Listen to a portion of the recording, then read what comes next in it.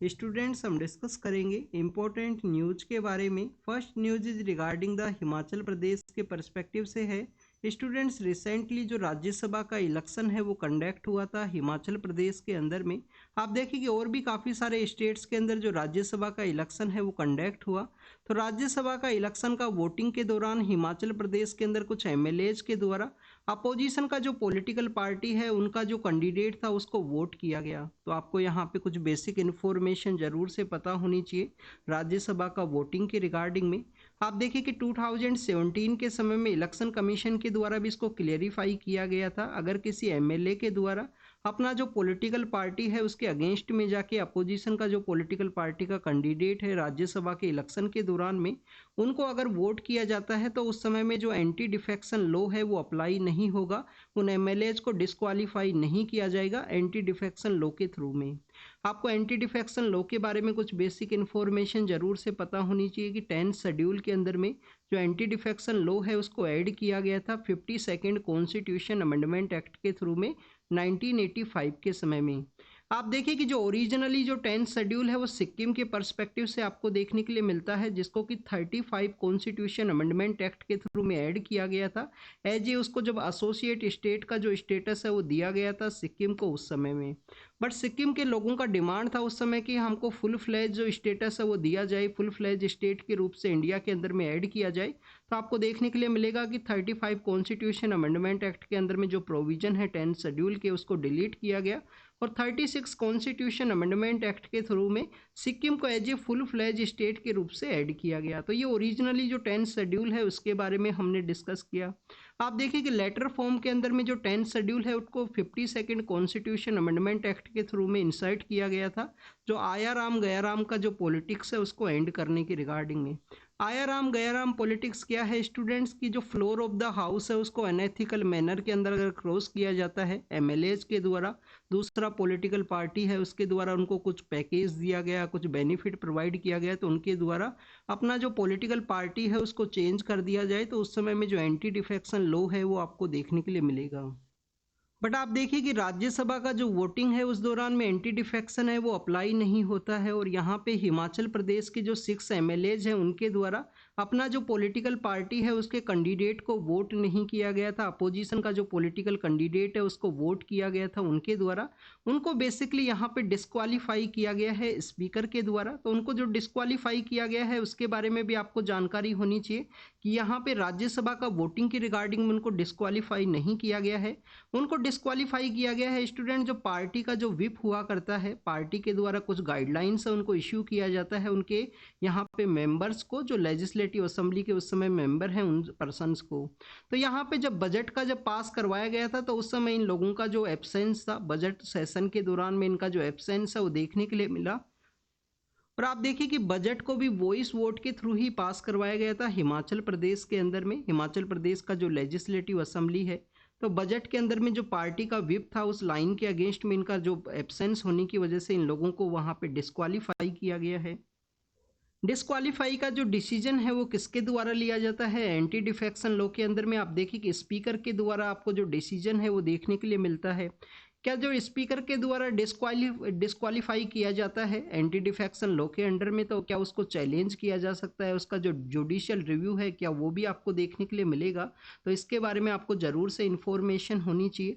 अगर आपको anti defection law के बारे में नहीं पता है तो आपका लक्ष्मीकांत का जो बुक है उसको ओपन कीजिए, जो एक फेमस बुक है, एस्पिरेंट्स रीड करते हैं पॉलिटी के रिगार्डिंग में, और उसमें जाके एंटी डिफेक्शन लॉ को रीड कीजिए क्या क्या उसके अंदर प्रोविजन है, क्या इंडिपेंडेंट कैंडिडेट के द्वारा भी किसी पॉलिटिकल पार्टी को ज्वाइन किया जा सकता है। तो इंडिपेंडेंट के द्वारा जो पॉलिटिकल पार्टी है उसको ज्वाइन नहीं किया जाता। आप देखिए कि नॉमिनेटेड पर्सन के द्वारा भी पॉलिटिकल पार्टी को ज्वाइन किया जा सकता है। तो नॉमिनेटेड पर्सन का आपको देखने के लिए मिलेगा कि उनको कुछ समय का जो टेन्योर है, कुछ समय दिया जाता है, उस समय में वो पॉलिटिकल पार्टी है उसको ज्वाइन कर सकते हैं। तो this is all the information related to the Himachal Pradesh के पर्सपेक्टिव से है। वहाँ पे हमने एमएलएज के डिस्क्वालिफिकेशन के पर्सपेक्टिव से रीड किया कि जो राज्यसभा में एंटी पार्टी का एक्टिविटी के रिगार्डिंग में जो डिस्क्वालिफिकेशन है वो यहाँ पे अप्लाई नहीं हुआ है, बट उनका जो एब्सेंस रहा बजट सेशन के दौरान में, फाइनेंस बिल का जो पास करने के दौरान में उनका जो एब्सेंस रहा उसके रिगार्डिंग उनको डिस्क्वालीफाई किया गया है। नेक्स्ट अगर हम बात करें स्टूडेंट्स, नेशनल स्टैटिक ऑर्गेनाइजेशन के बारे में है, उनके द्वारा जो जीडीपी ग्रोथ है उसको बताया गया है कि हमारा जो जीडीपी ग्रोथ है वो यहाँ पे इंक्रीज होगा। तो उसी के पर्सपेक्टिव से यहाँ पे डिस्कस किया गया है कि जो जीडीपी ग्रोथ का जो एस्टिमेशन है उनको उनके द्वारा इंक्रीज किया गया है इंडिया के रिगार्डिंग में। Next news is regarding the geological survey of India के पर्सपेक्टिव से है, एक सी स्लैग है उसका डिस्कवरी किया गया। और आप देखिए कि सी स्लैग का जो डिस्कवरी है उसका जो नेम है हमारे जो प्रेजेंट प्रेसिडेंट है उसके नेम के ऊपर में किया गया है। तो आपको जियोलॉजिकल सर्वे ऑफ इंडिया के बारे में पता होना चाहिए। ये जो सी स्लैग है वो कहाँ पे पाया जाता है, बेसिकली जो वेस्ट बंगाल है, वेस्ट बंगाल के अलावा आप देखिए कि जो उड़ीसा स्टेट है उसके कोस्टल एरियाज के अंदर में जो इसका डिस्कवरी है वो किया गया। जियोलॉजिकल सर्वे ऑफ इंडिया के बारे में अगर हम डिस्कस करें, 1916 के समय इसका इस्टेब्लिशमेंट है वो आपको देखने के लिए मिलता है। आप देखिए कि इसका जो हेडक्वार्टर है वो कहाँ पे सिचुएटेड है, कलकत्ता के अंदर इसका जो हेडक्वार्टर आपको देखने के लिए मिलेगा जियोलॉजिकल सर्वे ऑफ इंडिया का। जो बोटनिकल सर्वे ऑफ इंडिया है, जो बोटनिकल सर्वे ऑफ इंडिया है उसका भी हेडक्वार्टर आपको कलकत्ता के अंदर ही देखने के लिए मिलेगा। और आप देखिए कि जो कॉलोनियल एरा के समय में काफ़ी सारे ऐसे इंस्टीट्यूशंस हैं जो कॉलोनियल एरा के समय जिनको इस्टेब्लिश किया गया था, जैसे कि अगर हम बात करें हमारा एक साइंस कांग्रेस है वो भी आपको इसी समय में देखने के लिए मिलता है। 1914 के समय में हमारी जो साइंटिफिक कम्युनिटी है उसका एक कांग्रेस है उसको इस्टेब्लिश किया गया था, जिसको कि हम इंडियन साइंस कांग्रेस के नाम की वजह से भी जानते हैं। इसके अलावा स्टूडेंट्स आप देखिए कि बोटनिकल सर्वे ऑफ इंडिया है, जियोलॉजिकल सर्वे ऑफ इंडिया है, इसके अलावा आपको सर्वे ऑफ इंडिया भी आपको देखने के लिए मिलेगा, जिसके द्वारा इंडिया का जो स्टेट्स का जो मैप है उसको प्रिपेयर किया जाता है, जिसको कि हम सर्वे ऑफ इंडिया के रूप से जानते हैं। 1767 के समय में जो बैटल ऑफ प्लासी है जिसको कि 1757 के समय में फोर्ट किया गया था। आप देखिए कि उसके 10 ईयर बाद में ही, जिस समय में ईस्ट इंडिया कंपनी के ऊपर कोई रेगुलेशन भी नहीं हुआ करता था, क्योंकि फर्स्ट रेगुलेशन आपको 1773 का जो रेगुलेटिंग एक्ट है उसके थ्रू में देखने के लिए मिलता है। तो उस समय ही जो सर्वे ऑफ इंडिया है उसका इस्टेब्लिशमेंट किया गया। आपको इंडियन मेट्रोलॉजिकल जो डिपार्टमेंट है वो भी आपको देखने के लिए मिलेगा। आप देखिएगा आर्कोलॉजिकल जो सर्वे ऑफ इंडिया है इसके रिगार्डिंग में जो क्वेश्चन है 2019 का जो एग्जाम का जो पेपर है उसके अंदर पूछ लिया गया था कि आर्कोलॉजिकल सर्वे ऑफ इंडिया को किसके द्वारा इस्टेब्लिश किया गया था। तो आपको पता होना चाहिए अलेक्जेंडर कनिंगम नाम के जो पर्सन है उनके द्वारा 1861 के समय में जो आर्कोलॉजिकल सर्वे ऑफ इंडिया है उसका इस्टेब्लिशमेंट किया गया। इसके रिगार्डिंग में काफ़ी सारी ऑर्गेनाइजेशन है आर्ट एंड कल्चर के पर्सपेक्टिव से आपको देखने के लिए मिलती हैं, जैसे कि आप देखिए एशियाटिक सोसाइटी ऑफ इंडिया है जिसका इस्टेब्लिशमेंट आपको 1784 के समय में विलियम जोन्स नाम के जो पर्सन है उनका लीडरशिप के अंदर देखने के लिए मिलता है। लेटर फॉर्म के अंदर में 1828 के समय में जो द्वारका नाथ टैगोर है उनको ऐड किया जाएगा एशियाटिक सोसाइटी ऑफ इंडिया के अंदर में। और आप देखिए कि 1861 के समय में जो आर्कोलॉजिकल सर्वे ऑफ इंडिया है हमारा जो आर्ट एंड कल्चर है उसके रिगार्डिंग में उसको इस्टेब्लिश किया गया। इस आर्कोलॉजिकल सर्वे ऑफ इंडिया का जो रिफॉर्म है वो आपको 1902 के समय देखने के लिए मिलता है, जिस समय जो कर्जन है वो वाइसरॉय हुआ करते थे। तो आप देखिए कि 1902 के समय में आर्कोलॉजिकल सर्वे ऑफ इंडिया को रिफॉर्म भी किया गया था, इसके बारे में भी आपको पता होना चाहिए। तो this is all the information related to the कुछ इंस्टीट्यूशंस के बारे में हमने डिस्कस किया जो कॉलोनियल एरा के समय उनका इस्टेब्लिशमेंट किया गया था। हमारी जो प्रेसिडेंट है द्रौपदी मुर्मू मैम, उनका नेम के ऊपर में जो सी स्लैग है उसका नाम रखा गया है जियोलॉजिकल सर्वे ऑफ इंडिया के द्वारा, जो 1916 के समय इस्टेब्लिशमेंट में आया और हेडक्वार्टर इसका कलकत्ता के अंदर है। आप देखिए कि जो हमारा पैरोल का एक कॉन्सेप्ट देखने के लिए मिलता है, काफ़ी बार आपने न्यूज़ के अंदर रीड किया होगा, पैरोल है फरलोक का एक कॉन्सेप्ट है। तो पैरोल के रिगार्डिंग में ही जो पंजाब और हरियाणा का जो हाई कोर्ट है उसके द्वारा हरियाणा गवर्नमेंट को कहा गया है कि जो राम रहीम है जिनके द्वारा अपने आप को सेल्फ गॉड के रूप से बताया जाता है, आप देखिए कि एक केस के अंदर में वो जेल के अंदर हैं, बेसिकली एक मर्डर चार्ज के रिगार्डिंग में वो यहाँ पे जेल के अंदर में हैं। तो जो राम रहीम है उनको बेसिकली आने वाले समय में जब भी पैरोल ग्रांट की जाए तो यहाँ पे जो परमिशन है वो लेना होगा, हाई कोर्ट के द्वारा ये कहा गया है हरियाणा गवर्नमेंट को। आप देखिए कि बेसिकली एक नेक्सस को भी बताता है कि पॉलिटिशियंस हैं, पॉलिटिशियंस के अलावा इस तरीके के जो सेल्फ गुरु हैं जिनको अपने आप को सेल्फ गुरु के रूप से प्रेजेंट किया जाता है, और उनका एक बेस है मास बेस आपको देखने के लिए मिलेगा, क्योंकि काफ़ी सारा हमारी कंट्री के अंदर पुअर पर्सनस हैं जिनको इक्वलिटी का स्टेटस नहीं दिया गया है। आप देखिए कि 2017 के समय मेंस का जो प्रिपरेशन है उस दौरान में एक क्वेश्चन काफ़ी ज़्यादा देखने के लिए मिलता था। एक तरफ हमारा जो हरियाणा स्टेट है वो काफ़ी ज़्यादा प्रोस्परस है, पर कैपिटा इनकम काफ़ी अच्छी है, और उस स्टेट के अंदर में ऐसे काफ़ी सारे जो सेल्फ गोड हैं वो आपको देखने के लिए मिलते हैं। तो बेसिकली क्यों देखने के लिए मिलेंगे? सोसाइटी के अंदर इक्वलिटी का स्टेटस ना होना, कुछ पर्सनस है जिनको सोसाइटी के अंदर इक्वल रूप से जो प्रेजेंट है वो नहीं किया जाता है, इक्वल वे में उनको यहाँ पे जो सब चीज़ें हैं वो अवेलेबल नहीं हैं। तो बेसिकली इन सेल्फ गोड्स के द्वारा जो आश्रम का जो कॉन्सेप्ट है, काफ़ी सारा इनके द्वारा ऐसी एक्टिविटीज़ को कैरी आउट किया जाता है जो यहाँ पे उनको जो इक्वलिटी का स्टेटस है वो प्रोवाइड करता है। इसी वजह से इनका जो मास बेस है वो आपको काफ़ी हायर देखने के लिए मिलेगा। ऐसे काफ़ी सारे लोग हैं जिनका प्रेजेंस हमारा जो प्लेन्स का जो एरिया है, प्रोस्परस एरिया है, उसके अंदर देखने के लिए मिलता है। नेक्स्ट अगर हम डिस्कस करें स्टूडेंट, 2018 का जो वेदांता का जो प्लांट है जो कि आपको थुतुनकोडी के अंदर देखने के लिए मिलता है। आपको थुतुनकोडी के रिगार्डिंग में हमारा फ्रीडम रिवॉल्यूशन के बारे में भी पता होना चाहिए। आप देखिए कि 1906 के समय में जब एंटी पार्टीशन मूवमेंट हुआ करता था तो वीएम चिदम्बरम पिल्लई नाम के एक पर्सन आपको देखने के लिए मिलेंगे। उनका वहाँ पे थुतुनकोडी के अंदर ही काफ़ी सारी एक्टिविटीज़ हैं उनके द्वारा कैरी आउट की गई थी फ्रीडम मूवमेंट के दौरान में। नेक्स्ट अगर हम बात करें स्टूडेंट, 2018 के समय में पोल्यूशन का जो इश्यूज है उसके रिगार्डिंग में वहाँ के लोगों के द्वारा प्रोटेस्ट को कैरी आउट किया गया था। उस समय में वायलेंस की वजह से जो कॉपर प्लांट है उसको क्लोज कर दिया गया था। अभी वेदांता के द्वारा एक पेटिशन को फाइल किया गया कि उनको बेसिकली यहाँ पे रीओपन करने का जो परमिशन है वो दिया जाए, जिसको कि सुप्रीम कोर्ट के द्वारा डिसमिस किया गया है कि आप उसको रीओपन नहीं कर सकते हो उस कॉपर प्लांट को जो कि थुतुनकोडी के अंदर में सिचुएटेड है। आपको ये इन्वायरमेंट मूवमेंट के पर्सपेक्टिव से ज़रूर से पता होना चाहिए इस थुतुनकोडी प्लांट के रिगार्डिंग में जो कि सदर्न पार्ट ऑफ तमिलनाडु के अंदर सिचुएटेड है। Next news is regarding the Theyyam के पर्सपेक्टिव से है। आप देखिए कि कर्नाटका और जो के नॉर्दर्न पार्ट ऑफ केरल का एरिया है वहाँ पे थेयम का प्रैक्टिस किया जाता है। एक डिवाइन स्पिरिचुअल डांस आपको देखने के लिए मिलता है जिससे गॉड से जो कनेक्टिविटी है उसको शो किया जाता है इस थेयम डांस के थ्रू में। और यहाँ पे जो कन्नूर का जो एक टेम्पल है उसके बारे में बताया गया है। कन्नूर जो केरल के अंदर भी सिचुएटेड है, और एक कन्नूर का ही जो सिमिलर नेम है वो आपको हिमाचल प्रदेश के अंदर भी देखने के लिए मिलता है। तो आप देखिए कि जो कन्नूर का जो एरिया है वहाँ पे बेसिकली थेयम डांस का जो प्रैक्टिस है उसको शो किया गया है यहाँ पे फोटो के अंदर में। Next is regarding the Karnataka के पर्सपेक्टिव से है स्टूडेंट्स। कर्नाटका के अंदर एक ऑर्डर को पास किया गया था कि जो कन्नड़ा लैंग्वेज है, जो कि आपको एक क्लासिकल लैंग्वेज भी देखने के लिए मिलता है कर्नाटका के अंदर उसको बोला जाता है। तो वहाँ पे जो साइन बोर्ड जो लगाना है किसी भी एंटरप्राइज के द्वारा तो 60% जो साइन बोर्ड है वो बेसिकली कन्नड़ा लैंग्वेज के अंदर होना चाहिए। उसी के रिगार्डिंग में एक नोटिफिकेशन है, उसका डेट को यहाँ पे एक्सटेंड किया गया है। तो आपको क्लासिकल लैंग्वेज के बारे में जानकारी होनी चाहिए।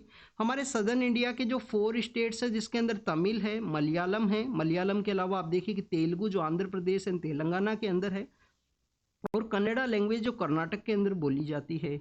इसके अलावा जो संस्कृत लैंग्वेज है और ओडिया लैंग्वेज है, ये टोटल आपको जो 6 हमारी क्लासिकल लैंग्वेज है वो देखने के लिए मिलती हैं। मराठी लैंग्वेज के जो एक्टिविस्ट हैं उनके द्वारा भी डिमांड किया जाता है कि हमारी जो लैंग्वेज है उसको भी यहाँ पे क्लासिकल लैंग्वेज का स्टेटस दिया जाए। तो आप देखिए कि क्लासिकल लैंग्वेज की कुछ क्राइटेरियाज हैं। एक तो ओल्ड लैंग्वेज होनी चाहिए, काफ़ी सारे जो ओल्ड पर्सन हैं उनके द्वारा बोली जानी चाहिए एंशिएंट समय के समय में। इसके अलावा आप देखिए कि डिसकंटिन्यूटी होनी चाहिए उस लैंग्वेज के अंदर में जो प्रेजेंट समय में जो लैंग्वेज यूज की जाती है और एंशिएंट समय में जो लैंग्वेज बोली जाती है उसके अंदर एक डिसकंटिन्यूटी होनी चाहिए। सिमिलर जो वर्ड्स हैं, सिमिलर जो स्क्रिप्ट है उसको ना यूज किया गया हो उस लैंग्वेज के अंदर में। नेक्स्ट हमारे क्रिमिनल लॉज के पर्सपेक्टिव से है। आप देखिए कि हमारे जो 3 लॉज हैं, आईपीसी है, इंडियन पीनल कोड है, सीआरपीसी है, क्रिमिनल प्रोसीजर जो कोड है, इंडियन एविडेंस एक्ट है, इनको रिप्लेस करते हुए नए जो क्रिमिनल लॉज है उनका इम्प्लीमेंटेशन किया जाएगा 1 जुलाई 2024 के समय में। ये मिनिस्टर ऑफ होम अफेयर्स के द्वारा ये जो स्टेटमेंट है उसको दिया गया था। स्टूडेंट्स उसी के रिगार्डिंग में कहा गया है कि जो ईयू एविडेंस है, ईयू एविडेंस को बेसिकली यहाँ पे जो डिफाइन है वेल वे में किया गया है नए क्रिमिनल लॉज के अंदर में। तो कोर्ट के अंदर में जो उनका एडमिसिबिलिटी है, कोर्ट के अंदर उसको एज ए एविडेंस के रूप से एडमिस किया जाएगा ई एविडेंस को, तो उसका भी यहाँ पे नए क्रिमिनल लॉज के अंदर डिफाइन किया गया है, उसी के पर्सपेक्टिव से यहाँ पे बताया गया है। आप देखिए कि उसके इम्प्लीमेंटेशन प्रोसेस के बारे में यहाँ पे जानकारी दिया गया है कि इसके रिगार्डिंग में जो पुलिस फोर्सेज हैं उनको बेसिकली यहाँ पे जो ट्रेनिंग है वो प्रोवाइड करना होगा। ये एविडेंस को बेसिकली यहाँ पे किस तरीके से कलेक्ट करना है, किस तरीके से कोर्ट के अंदर में प्रेजेंट करना है, जिससे कि जो कन्विक्टेड पर्सन है, जो क्रिमिनल है, उनको कन्विक्ट किया जा सके कोर्ट लॉ के थ्रू में। नेक्स्ट अगर हम बात करें स्टूडेंट्स, 1 मार्च का जो डे है, 1 मार्च का जो डे है उसको बेसिकली यहाँ पे जो वेस्ट पिकर जो पर्सन्स हुआ करते हैं हमारे, उनके रिगार्डिंग में सेलिब्रेट किया जाता है। तो आप देखें कि इस डे को सेलिब्रेट किया जाता है कि 1992 के समय जो कोलंबिया का एरिया है वहाँ पे जो हमारे जो वेस्ट पिकर्स है उनका किसी पर्सन्स का जो मर्डर है वो कर दिया गया था। उन्हीं का जो मेमोरी के रूप से जो वेस्ट पिकर जो पर्सन्स हैं, जो हमारा जो वेस्ट पिकर जो पर्सन्स हैं, उन्हीं के रिगार्डिंग में इसको बेसिकली सेलिब्रेट है वो किया जाता है 1 मार्च के डे को। तो उसी के रिगार्डिंग में यहाँ पे बताया गया है कि कैसे जो वेस्ट का जो मैनेजमेंट है इंडिया के अंदर आपको देखने के लिए मिलता है। आप देखिए कि आईएलओ का जो डेफिनेशन है उसके अंदर में जो मार्जिनल ये जो पर्सन्स है, जो हाईली वल्नरेबल आपको पर्सन देखने के लिए मिलेंगे, जिनके द्वारा वेस्ट का जो मैनेजमेंट है उसको कैरी आउट किया जाता है। आईएलओ के द्वारा इनका जो डिफाइन है वो भी किया गया है। वेस्ट पिकर्स के रिगार्डिंग उनका एक इनफॉर्मल वर्कर्स का जो डेफिनेशन है वो आपको देखने के लिए मिलेगा। आप देखिए कि उसके अंदर बताया गया है कि टोटल जो अर्बन पॉपुलेशन है, किसी भी एरिया का जो टोटल अर्बन पॉपुलेशन है उसका 0.5 से लेकर 2% के जो पर्सन्स है वेस्ट मैनेजमेंट के रिगार्डिंग में, या वेस्ट का जो पिकिंग का जो यहाँ पे वर्क है उसके रिगार्डिंग में उनका जो इन्वॉल्वमेंट है वो आपको देखने के लिए मिलेगा। अगर हम बात करें स्टूडेंट्स इंडिया के रिगार्डिंग में जो पीरियोडिक लेबर फोर्स सर्वे है, पीरियोडिक लेबर फोर्स सर्वे के अंदर जो डिफरेंट डाटाज है उसको बताया गया है वेस्ट के रिगार्डिंग में। आप देखिए कि पीरियोडिक लेबर फोर्स सर्वे के द्वारा कहा गया कि इंडिया के अर्बन एरियाज के अंदर में 1.5 मिलियन जो वेस्ट यहाँ पे पिकर जो पर्सन्स है वो आपको देखने के लिए मिलते हैं। आप देखिए कि 1.5 जो टोटल मिलियन जो पॉपुलेशन है, 1.5 मिलियन पॉपुलेशन जो टोटल इंगेज है हमारे यहाँ पे वेस्ट का जो पिकिंग का जो प्रोसेस है उसके रिगार्डिंग में, उसमें हाफ के आसपास जो पॉपुलेशन है आपको वुमेन्स का देखने के लिए मिलेगा। आप देखिए कि वेस्ट का जो पिकर्स का जो पॉपुलेशन है उसके रिगार्डिंग में आपको वुमेन है, वुमेन्स के अलावा आप देखिए कि जो चिल्ड्रंस हैं, पुअर पर्सन्स हैं, और इसके अंदर में आपको जो डिसेबल पर्सन्स हैं उनका भी जो प्रेजेंस है वो देखने के लिए मिलता है। तो किस तरीके से वल्नरेबल है, इनका जो राइट्स है उसको इंश्योर करने का जरूरत है, इनका जो प्रॉपर राइट्स है इनको प्रोवाइड किया जाए जिससे कि इनका जो वॉइस है उसको रेज किया जा सके। तो स्टूडेंट्स उसी के रिगार्डिंग में कहा गया है 2013 के अंदर में ऑल इंडिया जो वेस्ट पिकर्स का एक जो एसोसिएशन है वो देखने के लिए मिला, उनके द्वारा भी जो डाटाज है उसको रिलीज किया गया है। एक पर्सन के द्वारा पर डे के अंदर में 60 केजी से लेकर 90 केजी के आसपास जो वेस्ट है उसको कलेक्ट किया जाता है। तो आप देखिए कि हमारे यहाँ पे जो वेस्ट का जो रिसाइकल का जो प्रोसेस है उसके अंदर भी इनका एक इम्पोर्टेंट कॉन्ट्रीब्यूशन है वो आपको देखने के लिए मिलेगा। उनका एक इम्पोर्टेंट कंट्रीब्यूशन हो सकता है रिसाइकलिंग प्रोसेस के अंदर में। हमारी इंडियन गवर्नमेंट को इनको बेसिकली यूज करना चाहिए। जैसे कि आप देखिए कि वेस्ट मैनेजमेंट की रिगार्डिंग में या प्लास्टिक वेस्ट के रिगार्डिंग में एक्सटेंडेड प्रोड्यूसर रिस्पॉन्सिबिलिटी है उसको गवर्नमेंट के द्वारा लॉन्च किया गया था। तो इनका जो ट्रेडिशनल नॉलेज है वेस्ट के पिकिंग की रिगार्डिंग में और एक्सटेंडेड जो प्रोड्यूसर रिस्पॉन्सिबिलिटी है उसको यहाँ पे यूज करना चाहिए गवर्नमेंट के द्वारा, जिससे कि मोर वे में बेटर वे में यहाँ पे वेस्ट है उसको रिसाइकिल है वो किया जा सके गवर्नमेंट के द्वारा। तो उन्हीं का बेसिकली रिगार्डिंग में जो डिस्कशन है वो किया गया। उनको प्रॉपर जो यहाँ पे वेज है वो प्रोवाइड करने का ज़रूरत है। मैक्सिमम वुमेन्स आपको देखने के लिए मिलेंगी, पुअर पर्सन है, डिसेबल पर्सनस है, जो वेस्ट पिकिंग का जो एक्टिविटी उनके द्वारा कैरी आउट किया जाता है। राज्यसभा का वोटिंग के पर्सपेक्टिव से है, एमएलएज के द्वारा वोट किया जाता है स्टेट के अंदर में। आप देखिए कि ओपन बैलेट आपको देखने के लिए मिलेगा। कुलदीप नैयर एक हमारे फेमस जर्नलिस्ट हुआ करते थे, अभी रिसेंटली 4-5 ईयर्स पहले उनका डेथ हुआ है। आप देखिए कि बहुत ज़्यादा फेमस जर्नलिस्ट है, उनके द्वारा काफ़ी सारे जो केसेज है वो लड़े गए हैं। तो उन्हीं के द्वारा एक केस है जिसमें ओपन बैलेट है उसको बेसिकली बताया गया था, ओपन बैलेट को बताया गया था सुप्रीम कोर्ट के द्वारा कि राज्यसभा की वोटिंग के दौरान में अगर क्लोज बैलेट हम रखते हैं तो उस समय में जो सेक्रेसी है वो कहीं यहाँ पे करप्शन का जो पिलर है वो ना इमर्ज हो राज्यसभा का वोटिंग की रिगार्डिंग में। तो ओपन बैलेट आपको देखने के लिए मिलेगा। एंटी डिफेक्शन लॉ है उसका एप्लीकेशन नहीं देखने के लिए मिलता है राज्यसभा के रिगार्डिंग में। और आप देखिए कि हमारे कॉन्स्टिट्यूशन का जो आर्टिकल 80 है उसके अंदर राज्यसभा जो वोटिंग्स है, रिप्रेजेंटेशन ऑफ पीपल्स एक्ट है उसके अंदर में उनका डिफाइन है वो किया गया है। तो इसके बारे में आपको ज़रूर से रीड करना है राज्यसभा के पर्सपेक्टिव से। नेक्स्ट अगर हम बात करें स्टूडेंट्स, यहाँ पे जो कुकी एंड जो ग्रुप्स के रिगार्डिंग में जो एग्रीमेंट साइन किया गया था इंडियन गवर्नमेंट के द्वारा इनके ऑर्गेनाइजेशंस के पर्सपेक्टिव से, तो मणिपुर असेंबली के अंदर में सेंटर को एक प्रपोजल सेंड किया गया है कि इनका जो एग्रीमेंट है उसको एंड किया जाए, जो 2008 के समय में साइन किया गया था इंडियन गवर्नमेंट के द्वारा। नेक्स्ट अगर हम बात करें अजमेर के पर्सपेक्टिव से है, आप देखिए कि अजमेर के अंदर में एक जो ब्लास्ट का जो केस था उसमें एक पर्सन है उसको बेसिकली एक्विट है वो किया गया है। उस केस के रिगार्डिंग में अजमेर के पर्सपेक्टिव से आपको पता होना चाहिए। अजमेर से पृथ्वीराज चौहान है वो रूल किया करते थे, वहाँ पे आपको 2.5 दिन का जो झोंपड़ा है वो देखने के लिए मिलता है। जो दिल्ली सल्तनत के जो रूलर्स हैं, स्लेव डायनेस्टी के जो रूलर्स हैं, उनके द्वारा वहाँ पे बनाया गया था अजमेर के अंदर में। राजस्थान के अंदर सिचुएटेड है, वहाँ पे आपको एक लेक है वो भी देखने के लिए मिलेगा, तो उसके पर्सपेक्टिव से भी आपको पता होना चाहिए। Next news is regarding the Maldives के पर्सपेक्टिव से। आप देखिए कि मालदीव के अंदर इंडियन जो डिफेंस फोर्सेज के जो पर्सन हैं उनको सेंड करने की रिगार्डिंग में कुछ दिन पहले हमने न्यूज़ में डिस्कस किया था कि मालदीव के द्वारा कहा गया था कि इंडियन डिफेंस पर्सनस के जो पर्सनल्स हैं उनको यहाँ पे वापस से इंडिया में सेंड कर दिया जाएगा। तो वहाँ पे इंडिया का एक टेक्निकल टीम है वो गया है, क्योंकि काफ़ी सारे जो हेलीकॉप्टर्स हैं इंडिया के द्वारा डोनेट किए गए हैं मालदीव को। आप देखिए एक आइलैंड से दूसरे आइलैंड के अंदर जो हॉस्पिटल का जो सर्विस है इसी टेक्निकल टीम के द्वारा आने वाले समय में सर्व किया जाएगा मालदीव के अंदर में। बीएसएफ के ऊपर जो अटैक्स हैं वो देखने के लिए मिले हैं। आप देखिए कि बीएसएफ के बारे में आपको पता होना चाहिए कि जो पाकिस्तान बॉर्डर का एरिया है, जो बांग्लादेश बॉर्डर का एरिया है, वहाँ पे इनके द्वारा जो पेट्रोलिंग है, सर्विलेंस है वो कैरी आउट किया जाता है। और वहीं पे इनके ऊपर जो अटैक्स हैं वो देखने के लिए मिले हैं बीएसएफ पर्सनल्स के ऊपर में। बांग्लादेश के जो टॉक्स है उसके रिगार्डिंग में इसको रेज किया गया है। रिसेंटली हमारी गवर्नमेंट के द्वारा पीएम सूर्या घर नाम का जो स्कीम है वो लॉन्च किया गया, जिसके अंदर में आप देखिए कि रूफ टॉप के ऊपर में जो सोलार का जो प्रोडक्शन है, सोलार के जो प्लेट्स है उसका इंस्टॉलेशन कैरी आउट किया जाएगा इस सोलार स्कीम के रिगार्डिंग में। उसका जो मनी है उसको अलोकेट किया गया है गवर्नमेंट के द्वारा, कैबिनेट के द्वारा जो पैसा है उसको यहाँ पे रिलीज किया गया। सोलार के थ्रू में जो रूफटॉप के ऊपर में जो सोलार का जो प्लेट है उसको लगाया जाएगा, जिससे कि इलेक्ट्रिसिटी का जो जनरेशन है यहाँ पे देखने के लिए मिले रूफटॉप के थ्रू में। नेक्स्ट अगर हम बात करें स्टूडेंट्स, लियोपार्ड का जो पॉपुलेशन है उसके पर्सपेक्टिव से है। आप देखिए कि लियोपार्ड का जो पॉपुलेशन है उसका जो डाटा है उसको रिलीज किया गया। हमारे यहाँ पे जो टोटल नंबर्स हैं वो इंक्रीज हुए हैं, 13,000 के आसपास जो लियोपार्ड्स का जो पॉपुलेशन है वो पाया गया है। Ministry of environment, forest and climate change के द्वारा अपनी रिपोर्ट के अंदर में बताया गया। मध्य प्रदेश के अंदर हाईएस्ट नंबर्स हैं वो देखने के लिए मिले हैं। मध्य प्रदेश के अलावा आप देखिए कि महाराष्ट्र है, कर्नाटका है, महाराष्ट्र है और कर्नाटका है, वहाँ पे जो नंबर्स है वो हायर आपको देखने के लिए मिले हैं लियोपार्ड का पॉपुलेशन के पर्सपेक्टिव से।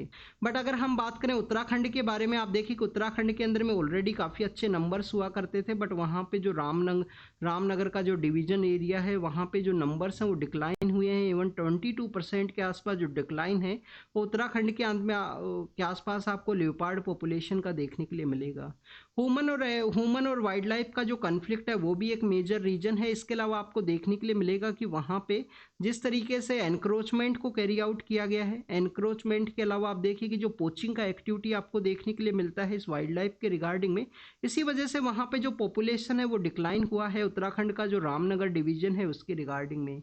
मध्य प्रदेश के अंदर जो ढिंडोरी का एरिया है वहाँ पे एक एक्सीडेंट के बारे में डिस्कस किया गया। आप देखिए कि हमने इस ढिंडोरी का एक्सीडेंट का न्यूज़ भी क्यों कवर किया है। ढिंडोरी बेसिकली एक प्लेस है जिसको कि यहाँ पे न्यूट्रिशनल जो सिक्योरिटी है उसके रिगार्डिंग में ढिंडोरी मॉडल है वो आपको देखने के लिए मिलेगा। ढिंडोरी मध्य प्रदेश के अंदर है। न्यूट्रिशनल सिक्योरिटी के रिगार्डिंग में काफ़ी बार मेंस के अंदर एक एज ए एग्जाम्पल के रूप से यूज़ किया जाता है कि न्यूट्रिशनल सिक्योरिटी के पर्सपेक्टिव से जो ढिंडोरी मॉडल है उसको इम्प्लीमेंट किया जाए। तो आपको ढिंडोरी मॉडल के बारे में ज़रूर से पता होना चाहिए। न्यूट्रिशनल सिक्योरिटी के पर्सपेक्टिव से गवर्नमेंट के द्वारा कहा गया है कि कास्ट के बेसिस पे, रिलीजन के बेसिस पे पर्सन्स को प्रिजन के अंदर में यहाँ पे सेग्रीगेशन है वो नहीं किया जाए।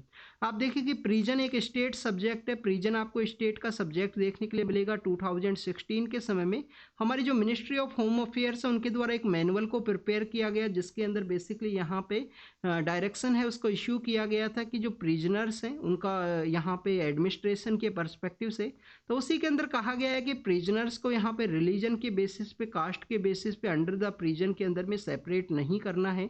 प्रिजन एक रिफॉर्म का एरिया होना चाहिए जिससे कि क्रिमिनल यहाँ पे रिफॉर्म इन्फॉर्म हो सके, कोई भी पर्सन अगर प्रिजन के अंदर में गया है। अमितवा रॉय कमेटी आपको देखने के लिए मिलेगा प्रिजन के पर्सपेक्टिव से। आर्म्ड फोर्स के रिगार्डिंग में है, एग्जाम के पर्पज से इंपॉर्टेंट नहीं है। ओबेसिटी के रिगार्डिंग में यहाँ पे डिस्कस किया गया है। ओबेसिटी एक वन ऑफ द रीजन देखने के लिए मिलता है। आप देखिए कि माल न्यूट्रिशन है, न्यूट्रिशनल जो भी यहाँ पे डेफिशिएंसी है, ओबेसिटी की वजह से जो मोटापा है उसी की वजह से आपको देखने के लिए मिलेगा। तो उसी के बारे में यहाँ पे डिस्कस किया गया है कि ओबेसिटी की वजह से यहाँ पे अक्रॉस द वर्ल्ड है जो डिफरेंट माल न्यूट्रिशन के जो डाटाज हैं वो यहाँ पे रेट्स हैं वो इमर्ज हुई हैं। नेक्स्ट इज ईरान के बारे में है। ईरान के द्वारा जो सैटेलाइट है उसको लॉन्च किया गया है, उसी के पर्सपेक्टिव से डिस्कस किया गया। इजराइल के जो मिनिस्टर हैं उनके द्वारा कहा गया है कि जो अल्ट्रा ऑर्थोडॉक्स जो ज्यूस है उनके द्वारा मिलिट्री सर्विस है उसको ज्वाइन किया जाए, जो आपको इजराइल के अंदर देखने के लिए मिलती है। और आप देखिए कि इजराइल के द्वारा जो हमास डोमिनेटेड गाजा स्ट्रिप है वहाँ पे स्ट्राइक किया गया। प्रेजेंट समय में 30,000 के आसपास जो पैलेस्टीनियन पर्सन है उनका डेथ हुआ है इजराइल के इस अटैक के अंदर में। इसके अलावा टेक्सास के अंदर में जो यूएस का पार्ट है, आप देखिए कि वहाँ पे जो वाइल्ड फायर का जो इंसिडेंट है वो देखने के लिए मिला है। तो इस तरीके के जो क्लाइमेट चेंज के इश्यूज हैं वो डिफरेंट एरिया के अंदर आपको देखने के लिए मिलेंगे। कहीं पे वाइल्ड फायर है, कहीं पे वाटर का जो फ्लड का सिचुएशन देखने के लिए मिलेगा, कहीं पे ड्रोट का सिचुएशन, मीन्स जो एक्सट्रीम वेदर इवेंट्स हैं वो आपको अलग अलग पार्ट के अंदर में देखने के लिए मिलते हैं। बाइडेन एडमिनिस्ट्रेशन के बारे में है, चाइनीज़ का कुछ प्रोब किया गया है जो एग्जाम के पर्पज से इम्पोर्टेंट नहीं है। पुतिन के द्वारा कहा गया है कि वेस्टर्न पावर्स के द्वारा यूक्रेन के अंदर अगर इंटरवेन किया जाएगा तो यहाँ पे न्यूक्लियर वॉरफेयर है उसको भी आने वाले समय में किया जा सकता है। तो आप देखिए कि इस तरीके के जो आपको कंटिन्यूअस जो डिस्कशन है वो देखने के लिए मिलेगा। 2 ईयर का समय हो चुका है यूक्रेन और रसिया का जो कन्फ्लिक्ट है उसके रिगार्डिंग में। यहाँ पे जो वेस्टर्न पार्ट ऑफ अफ्रीका के अंदर में, north western part of Africa के अंदर सिचुएटेड है सेनेगल नाम का जो कंट्री।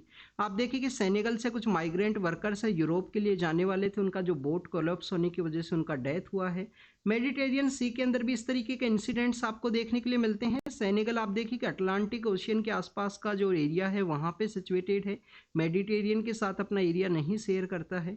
तो वहाँ पे बोट का कोलैप्स होने की वजह से कुछ लोगों का डेथ हुआ है। तो this is all the information related to the today's newspaper. आप इसको रीड कीजिए स्टूडेंट्स, आप इसको रीड कीजिए, रिवाइज भी आपको करना है। और आप इस जो भी इंपॉर्टेंट आपको इन्फॉर्मेशन मिली हो उसको नोट डाउन जरूर से करना। आप देखिएगा आपने न्यूज़पेपर देखा, आपने नोट डाउन नहीं किया, उसका रिवीजन नहीं किया तो आपको एग्जाम तक वो ये चीज़ें हैं वो याद नहीं रहेंगी। ऐसे जो स्टेटमेंट्स है वो पूछ लिए जाते हैं पॉलिटी के एग्जाम के अंदर में। तो आपको इस तरीके से जो हाई कोर्ट सुप्रीम कोर्ट के द्वारा कुछ डिसीजन दिया गया हो उनके बारे में भी आपको पता होना चाहिए। तो thank you students, thank you very much.